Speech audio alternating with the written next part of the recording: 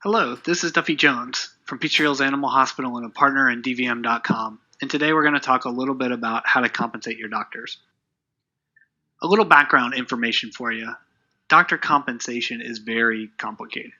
It can be very hospital specific, and what works in one hospital doesn't always work in another hospital. The big take home message from this is that if you are considering changing your doctor compensation in any way, make sure you do it very carefully. Be very transparent with your doctors, explain why you're doing it and how it's going to help them. If you end up doing this without fully explaining why you're doing it, then you can get a lot of disgruntled doctors in your hospital. Some general metrics that I think you should know is that you want your doctor's salary and benefits, so that's both combined, so you got to add up insurance and everything else that you're giving, and their salary to be about a 20% of their production. Top performing practices, and these are VMG practices in the top 10%. A full-time equivalent doctor will produce on average about $780,000 per year. So that gives you some idea to kind of look and see how your doctors match up against this, or give you some metrics to be able to measure things as you go forward. There's lots of different types of compensation. There's straight salary, there's pro-sal, and there's straight production. Straight production is fairly rare. The only real people on straight production tend to be owners of hospitals, because if we don't make any money, then the owners don't typically get paid. Most doctors will either be on salary or pro-sal. There's some benefits of each, and when we look at salary, one of the big benefits that we see is that you have a fixed expense so that you can budget every month exactly what you are going to spend on your doctor's compensation.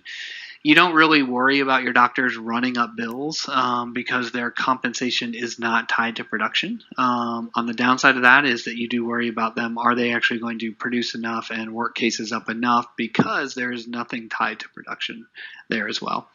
And if your doctors are really, really busy, then you're going to have more profit to the hospital that way. And then salary is usually better for newer grads. It makes them feel more comfortable that they know exactly what they're going to get per month to help them budget it. Some drawbacks to salary. There's no incentive to see more patients. So a lot of people are motivated by money. And so if a patient comes in at the end of the day and they know that they're going to actually work harder and they're going to benefit from it financially, then they're more apt to do it. Some doctors, based on personality, doesn't matter what you do. You could give them a huge incentive and they're not going to see that, or they're going to see it without an incentive. So again, you're going to have to really think about that in the light of the culture in your practice. During slow times, you can really be overpaying your doctor. So if you have a slowdown, or if you have some weeks where you're not doing a whole lot, then you'll be paying more. Typically in pro-sal, your average starting salary is a little bit lower, so that if you get slow, it doesn't seem to affect you quite as much. And then many times with salary, you're really not looking at their salary and their production more than about once a year. You'll tend to look at the end of the year and make some decisions based on that.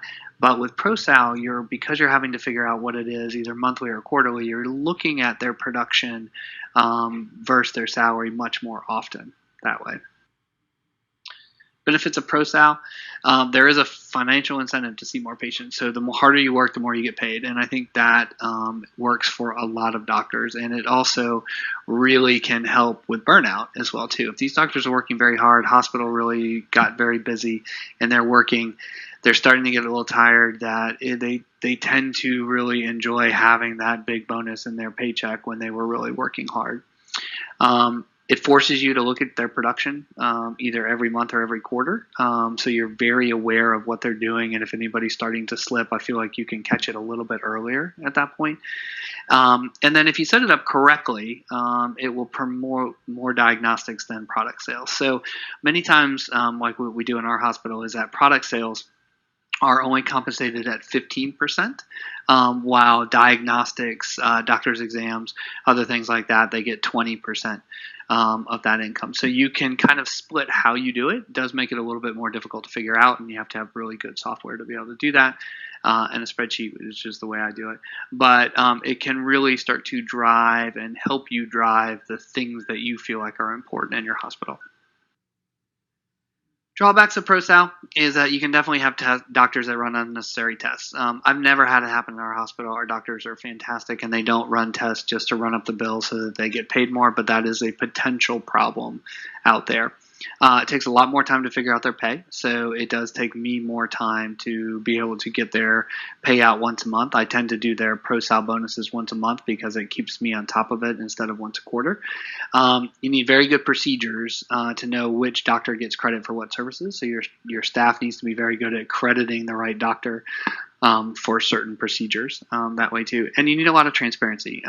So I want to show the doctors the computer generated reports that show them all their production. I show them how I figure it out. I show them where I put the numbers in and how it's calculated, so that they feel very comfortable that I am not trying to cheat them in any way or anything along.